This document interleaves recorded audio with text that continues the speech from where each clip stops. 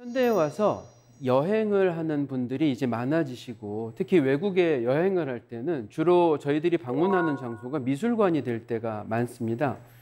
그리고 이제 미술관에 가셨을 때는 제대로 감상하는 게 어떤 방법이 있을까 궁금해 하시고, 좀 더 깊이 있게 작품을 이해하려면 어떤 방법이 좋을까 하는 것들에 대해서 정보를 찾아보시기도 하는 편이죠. 사실 제가 공부했었던 프랑스에서 있는 동안에 내내 듣던 질문도 마찬가지들이었습니다. 미술관에서 우리가 길을 잃는 것도 물론 문제겠지만은 어떻게 하면 놓치지 않고 어떻게 하면 제대로 된 작품 감상을 할 수 있을까 하는 것들이죠. 그런데 거기에는 동시에 이 방대한 정보가 있어서 그걸 제대로 아는 것이 약간 부담스럽다는 점이 하나가 있고, 두 번째 것은 왜 이렇게 미술관을 가야 되는지는 사실은 우리들 모두가 다 궁금해하는 점이에요. 미술관에 가서 과연 우리는 뭐를 얻을 수가 있을까? 제가 경험했던 것을 대상으로 여러분들하고 이런 이야기를 조금 해보도록 하겠습니다.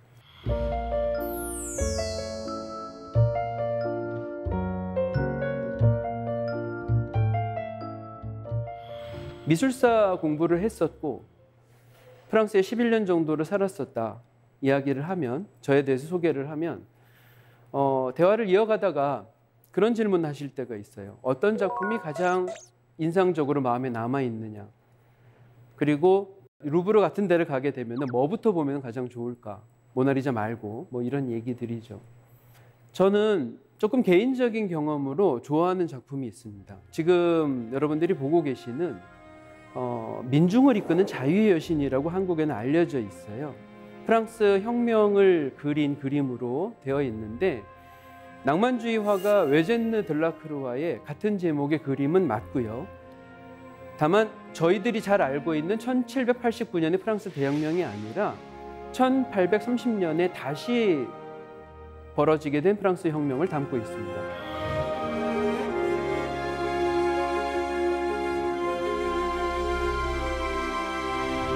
제가 처음에 루브르를 갔었을 때였어요. 그때 이제 프랑스에 도착을 할 때 런던에서 파리로 넘어가는 길이었었는데, 저의 실수로 딱 하나 있던 수동 카메라를 잃어버렸었습니다. 사실은 미술관에서 사진 찍을 수도 있고 감상을 실제로 내 눈으로 할 수 있다는 거 되게 흥분을 해서 갔었던 길에 사진기를 그렇게 허무하게 첫날 없어지고 나니까, 사진기 없어지고 나니까 뭔가 의욕도 없고 굉장히 좀 상태가 안 좋았었어요, 저한테. 그러다가 하루 반 정도 꼬박 지나고 나서 약간 이제 그러면 안 되겠다, 뭐라도 좀 용기를 가져야겠다 그러고 뒤늦게 갔던 루브르 박물관이었었거든요.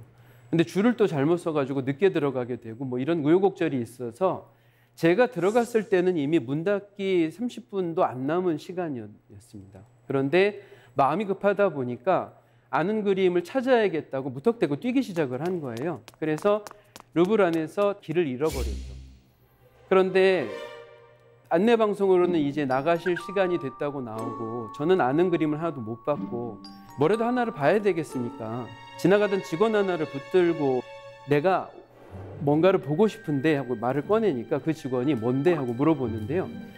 마음이 바빠서 그랬는지 아무 생각이 안 나더라고요. 그러다가 어린 시절부터 참고서 표지에 있던 이 민중을 이끄는 자유여신이라는 그림이 그때 갑자기 떠올라서 팔을 치켜들면서 이거라고 얘기를 했더니 직원이 들라크루아냐고, 그러고는 저한테 자기를 따라오라 그래놓고 가르쳐 준 거예요.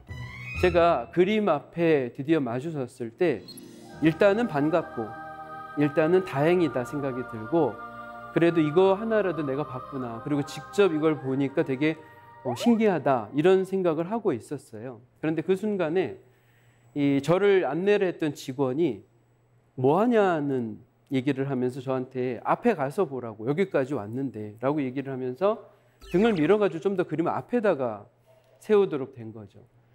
그러니까 저도 마찬가지였습니다. 많은 분들이 익숙한 거리에서 익숙하게 사진 찍고 거기에서 만족하고 넘어가는 그런 감상자였는데, 그게 아니라 좀 더 가까이 가봐라, 여기까지 왔는데 라는 얘기, 그 여기까지 왔는데 라는 얘기와 가까이 가봐라는 얘기를 듣고 그림 앞에 섰을 때 이게 거리가 가까워지니까 그림을 그렸던 화가의 붓이 어떻게 지나갔는지 그 길이 보이고 고쳐서 다시 그린 흔적이랄까, 안 그러면 고민을 하면서 여러 가지 색깔들이 섞여 있는 거랄까 하는 것들을 책에서보다 훨씬 더 선명하게 보기 시작을 했습니다.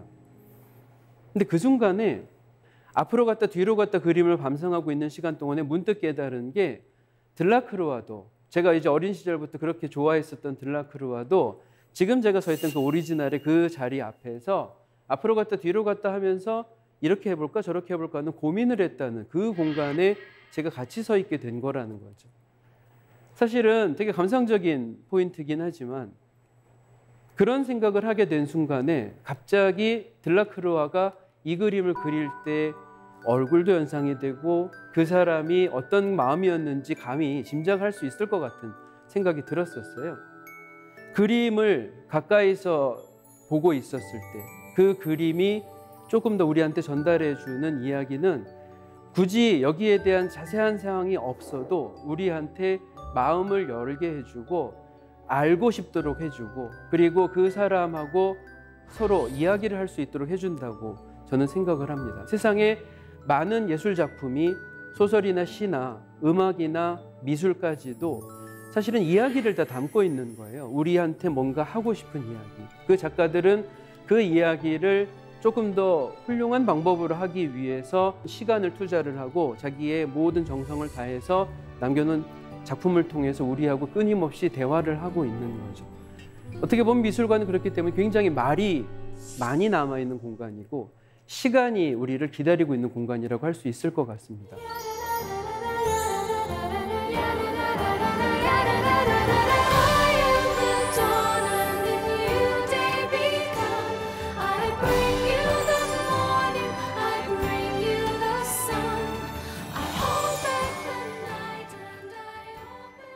렘브란트라는 화가가 있습니다. 자기 자화상을 특별히 많이 그렸던 사람이었어요. 조금 퀄리티가 좋은 화보집이라고 할까요? 그런 거에서 어떤 자화상이 하나가 있는데 그 자화상을 보고 이게 있구나 하고 넘어가고 다음 페이지를 넘겼을 때 순간 제가 약간 깜짝 놀라게 됐었죠. 그게 왜 그랬었냐면은 자화상을 조금 더 가까이서 찍어놨던 사진이었었는데요. 그 사진이 얼굴을 이렇게 비추고 있었습니다. 저는 렘브란트가 굉장히 유명한 화가라는 것을 알고 있었어요. 왜냐하면은 그 당시까지 제가 누구한테 얘기를 듣기도 전에도 렘브란트에 대해서는 인생이 어땠고 뭐 이런 얘기를 어느 정도는 알고 있었으니까요. 그런데 이 그림을 보고 제가 그 사람을 제대로 아는 게 맞나 하는 생각이 들었습니다. 처음에 이 그림 보셨을 때 어떤 느낌이셨었나요? 굉장히 근심이 일단 많아 보였고요. 그리고 이 조명 때문인지 네. 약간 우는 것처럼 보이기도 하고 살짝 땀을 흘리는 것 같기도 하고 네. 힘든 상황이다 이렇게 그렇죠. 느껴지네요. 네. 그 매번 자화상들은 자기 화가의 일기 같은 거나 마찬가지거든요. 렘브란트는 자기 생애 기록을 약간 기록을 남기고 일기를 쓰듯이 그림을 그린 것 같아서요. 지금 굉장히 힘든 순간이었던 것은 사실이기 때문에 가까이 접근해서 관찰하는 것만으로도 지금 아나운서분께서 느끼셨던 그 부분들이 정확하게 전달이 된다고 보실 수 있을 것 같습니다. 이 사람이 어땠길래 자기 스스로의 얼굴을 그릴 때 이렇게 참혹하게 그릴 수가 있었을까 하는 생각이 들었던 거죠. 눈에는 피곤함, 고집을 부리고는 있지만 피곤함, 그리고 약간 술을 계속해서 많이 먹어서 생겼을 것 같은 그 피부의 여러 가지 문제들, 또 홍조가 되어 있는 거, 그리고 나이 탓에 처져 있는 피부 뭐 이런 것들이 이 사람이 자기를 자랑스럽게 표현하고 있는 게 아니구나 하는 생각을 하게 됐습니다. 그리고 나서 뒤늦게 렘브란트에 대해서 찾아봤더니 이제 재밌는 게 이런 게 있는 거예요. 나이가 30대 때 이미 네덜란드를 비롯해서 전체 유럽의 가장 유명한 초상화 화가 중에 한 명이었습니다. 고급스러운 또 고위직의 사람들의 초상화를 그려줌으로써 해서 자기가 경제적인 부도 있었고 그리고 사회적으로도 명성이 대단한 사람이었죠.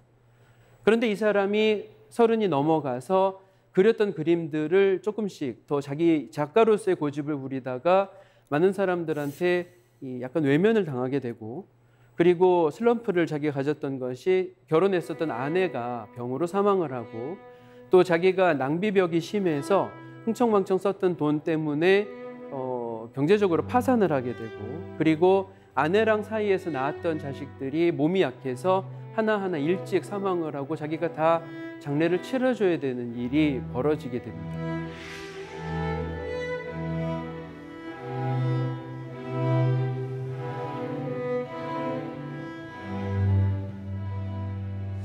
서른 살 때 세상을 다 가진 것 같은 자신감과 충만함에서 살았다가 이 사람이 점점 더 밑으로 내려가게 되면서 겪었던 고통이 자기 얼굴을 그렸을 때, 자기가 거울을 보면서 자기 얼굴을 옮기고자 했었을 때 그대로 드러나게 되는 것. 렘브란트의 그림에서 느껴졌던 것은 바로 그런 슬픔이나 아니면 그런 의외의 자기 성찰에 대한 거였습니다. 사실은 자화상이라는 것은 누구한테 보여줘야 되는 것이 아니기 때문에 이게 그림을 그렸을 때 그 사람의 가장 솔직한 이야기를 들을 수 있는 거나 마찬가지거든요. 그렇기 때문에 렘브란트 이 그림을 보고 제가 미처 알지 못했던 게 하나가 있었던 거죠. 렘브란트가 젊은 시절에는 어땠었을까? 그게 무엇이든 간에 이 사람이 나중에 후반부에 가서는 자기를 이렇게 그릴 수밖에 없었던 점. 그래서 저는 저 그림이 정말로 보고 싶었었어요. 그래서 마치 렘브란트 자화상 앞에 섰을 때 오랫동안 보고 싶었던 친구를 만난 것만큼이나 서로 마주보고 이야기하던 느낌으로 그 자리에서 잠시 동안 행복할 수가 있었습니다. 세상 어떤 일이 뭔가 복잡한 절차를 거치지 않고 우리들한테 충분히 즐거움과 의미를 줄 수 있다고 저는 지금 여러분들한테 말씀을 드린 건데요. 그럼에도 불구하고 사실은 이제 형식이라는 게 있어서 어떤 순서와 어떤 포인트를 알고 있었을 때 우리가 그들을 조금 더 잘 이해할 수 있는가에 대한 이야기는 그래도 제가 공부했던 이야기를 전달을 해드려야 될 것 같습니다.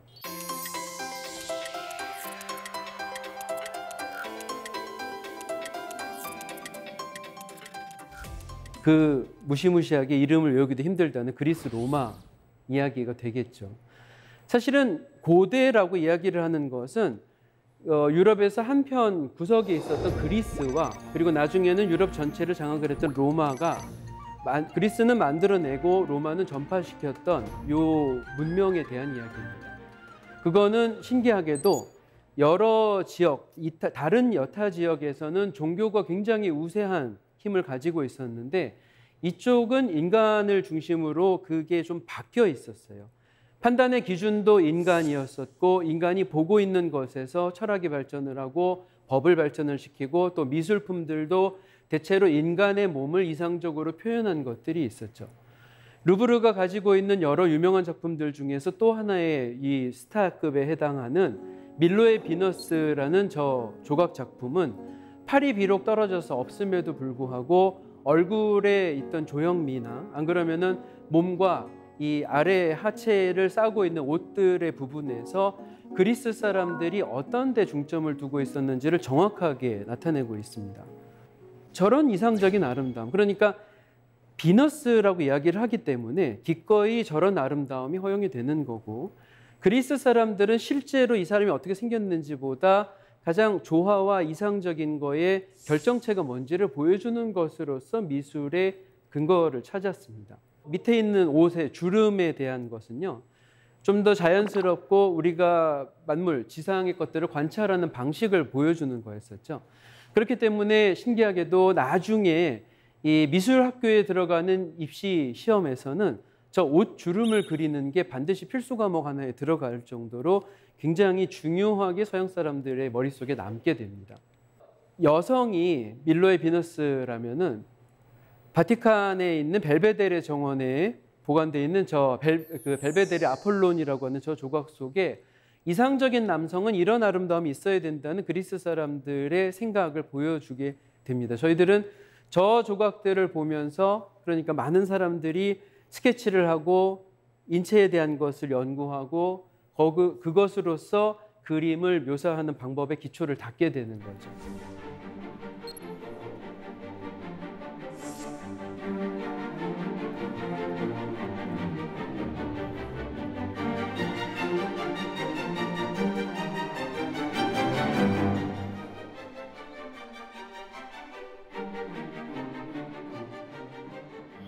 물론 서양 유럽에도 매번 긍정적인 신호가 있는 게 아니어서 중세라는 신호, 그러니까 시대가 있었습니다. 중세 시대에는 아무래도 로마 제국이 멸망을 한 다음에 전체를 다스리게 되는 그 강한 통치 권력이 없었고, 그 속에서 사람들이 기근에, 전염병에, 또 전쟁에 쫓기다 보면 종교의 의지에서 이 위기에서 벗어나고 싶어져 하는, 안정을 찾고자 하는 마음이 더 강했기 때문에 이 사람들은 지금 현생에 살아있는 이 생은 의미가 별로 없었어요. 그러다 보니까 살아있는 생은 추함과 또 약함과 금방 지나가는 짧음에 대한 얘기가 되고, 우리가 죽고 나서 천국으로 가는 거에 대한 주제가 항상 사람들에게 깊이 의미를 두는 것으로 됐었죠. 그렇기 때문에 중세는 유달리 죽음에 관계된 예술들이 많이 있습니다. 해골이나 아니면 죽은 사람들에 대한 묘지나, 안 그러면 성당에 있는 조각들은 죽은 이후의 영혼들을 담고 있는 거였죠.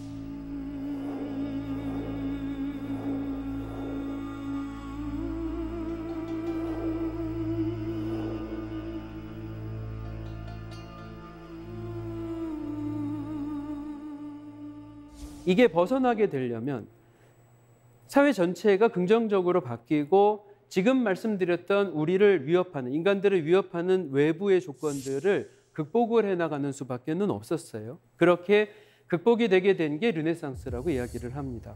바로 그래서 어떤 사람들은 고전 그리스 로마 시대는 너무 멀리 떨어져 있고 중세가 1000년이나 자리 잡으니 미술이 제대로 발전을 한 것은 르네상스 때부터다라고 주장하는 사람이 있을 정도입니다. 르네상스가 처음부터 모든 것을 극복한 것은 아니에요. 종교 미술에 관해서 지금 보고 계시는 마에스타라는 그림은 이 성모 마리아, 어머니이신 마리아가 아기 예수를 안고 천사들이 있는 가운데 우리하고 소통을 하고 있는 그런 장면이에요. 이 장면 굉장히 유행을 했었고, 이탈리아 토스카나 지방에서 특히 많이 그려졌던 이 그림은 사실은 마리아라고 얘기를 하니까 마리아라고 보이지, 그냥 죄송스럽긴 해도 얼굴만 보면은 남성인지 여성인지 구분이 모호합니다. 바로 그 지점이죠. 중세 미술의 흔적이 남아있다는 거는요. 르네상스가 아직 본격적으로 시작하기 전이거든요. 사람의 신체가 가지는 특징은 굳이 우리가 관심 가지지 않는다는 거예요. 인간이면 된다. 신 앞에 서 있는 인간이면 된다. 그리고 그 인간 중에서 고귀한 마리아는 여기 앉아 있는 거고 너희들이 기도를 하는 거다. 이런 모습이니까 보이는 게 저렇게 남성인지 여성인지에 대한 구분이 그다지 뚜렷하지 않은 게 되는 거죠. 그런데 르네상스가 본격적으로 시작을 했을 때 북부 이탈리아가 특히 경제적으로 발전을 하고 자기들이 누리고 있었던 경제적인 번영을 새롭게 투자를 해서 인문학도 발전이 되고 인간에 대한 모든 가치들이 예전처럼 부정적인 것에서 머무는 게 아니라 조금씩 더 긍정적으로 바뀌어 나갈 때 철학도 소환이 되고 문학도 또 더불어서 발전하고 예술 작품도 인간에 대한 그 자체의 관심이 넓어지게 됩니다. 그렇기 때문에 르네상스가 본격적으로 발전했을 때 보티첼리 같은 사람의 그림을 보게 되면 아, 이건 정말 여성스럽게 그렸구나 하는 느낌을 누가 가르쳐주지 않아도 받게 돼요. 왜 저런 변화가 생겼을까? 미술관을 걸어가시는 동안에 미술관이 전시를 하는 가장 게으르면서도 가장 정확한 방식의 전시 룰은 시간 순서대로 전시를 하는 겁니다. 그게 수십 년의 시간이 흐르고 나서 아까 같이 남녀 차이가 없는 얼굴이 있다가 정말 여성에 집중되는 이런 그림이 나타나게 되면은 사람들이 인간에 대해, 인간의 특징에 대해 또 구분과 아름다움에 대해서 현실적인 관심을 가지게 됐구나 하는 것을 느끼게 됩니다. 그게 르네상스의 핵심이었었죠. 그 지점의 정점에 모나리자가 있는 겁니다. 모나리자를 보시면서 아름답지 않아, 또 너무 멀어서 잘 모르겠어, 이렇게 많은 사람들 사이에서 봐야 될 만큼 중요할까? 저도 똑같았습니다. 그거 역시도요. 그런데 르네상스를 대표하는 모나리자는 그거 자체가 다른 그림을 압도할 정도로 아름다워서가 아니라 르네상스가 어느 정점까지 발전하는 동안에 그 발전 과정의 모든 성과를 다 거기에 담아있기 때문이에요.